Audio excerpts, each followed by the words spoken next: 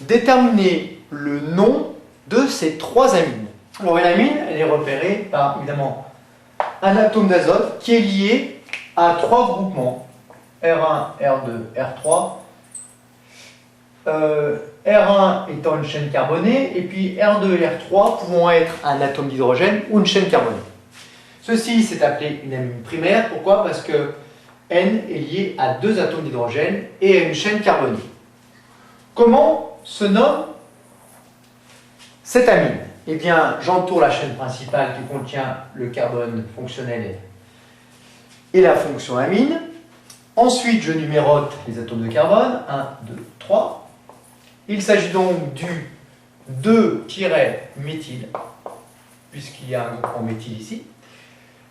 Propane 2 amine, puisque le carbone fonctionnel a la position numéro 2.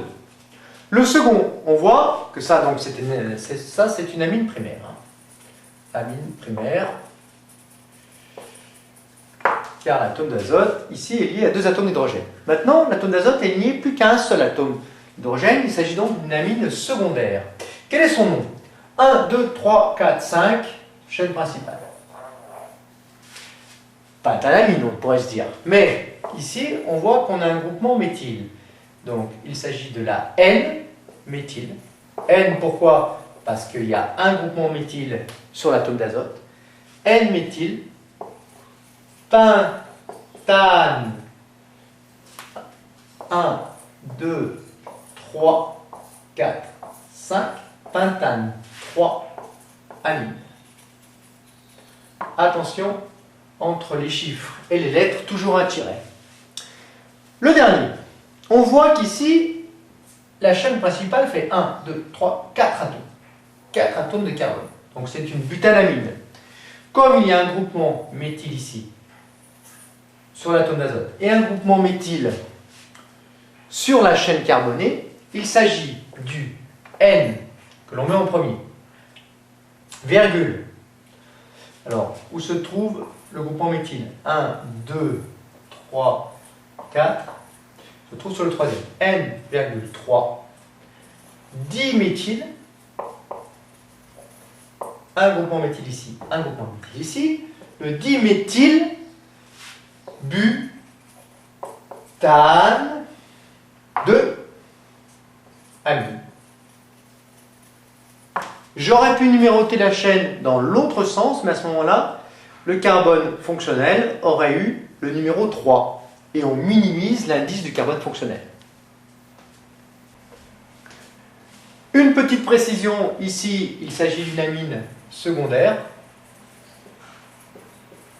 puisque l'atome d'azote n'est lié plus qu'à un seul atome d'hydrogène. Ici, l'atome d'azote est lié à un atome d'hydrogène également, donc il s'agit d'une amine secondaire. S'il y avait eu une chaîne ici carbonée, on aurait eu une amine tertiaire.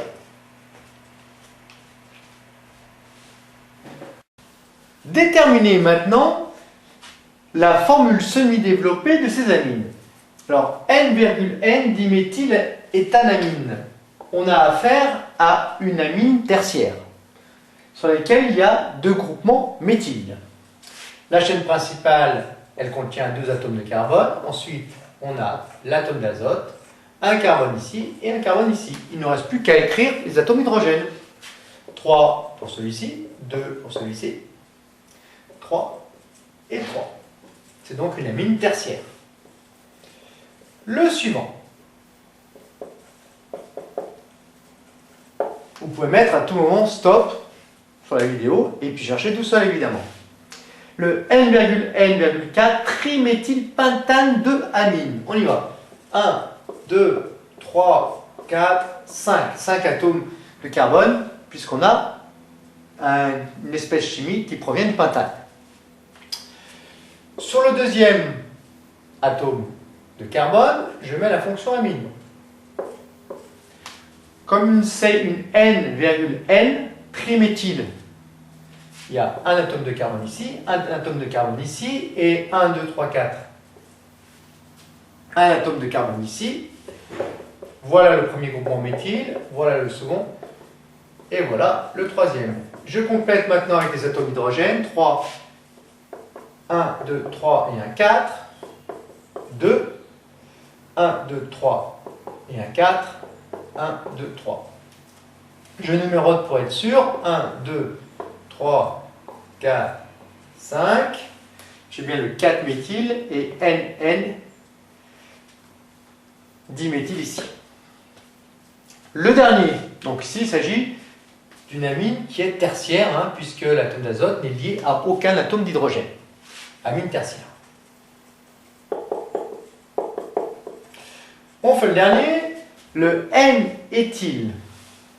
N-méthylpropane 2 amine. Amine tertiaire également. Propane 2 amine. 1, 2, 3. 3 atomes de carbone. L'atome d'azote est sur le deuxième. D'un côté, on a un groupement méthyle, CH3, et de l'autre, un groupement éthyle, CH2, CH3. Et je complète par les atomes d'hydrogène. Il s'agit évidemment encore d'une amine tertiaire. Pourquoi? Parce que l'atome d'azote n'est lié à aucun atome d'hydrogène. Pour résumer les règles de nomenclature des amines, pour établir le nom des amines, on recherche la chaîne la plus longue comportant l'atome de carbone fonctionnel. C'est l'atome de carbone qui est relié à cet atome d'azote. En 2, on numérote les atomes de carbone en minimisant l'indice de carbone fonctionnel. En 3, on repère les ramifications alkyles sur la chaîne principale. On écrit le numéro du carbone portant la ramification, puis un tiret. Et enfin, le nom de la ramification avant le nom de la chaîne principale. Et en dernier, on remplace le E du nom de l'alcane correspondant par la terminaison amine. Lorsque l'atome d'azote est lié à d'autres groupes alkyles, le nom de l'amine est précédé de la mention N-alkyle, c'est le cas ici. Il s'agirait du N-alkyle, R2 étant le groupement alkyle. S'il y a deux groupes alkyles, le nom est précédé de la mention N-alkyle. C'est le cas ici, où le carbone fonctionnel est relié à l'atome d'azote, et l'atome d'azote est lui-même relié à deux chaînes carbonées, donc deux groupements alkyles.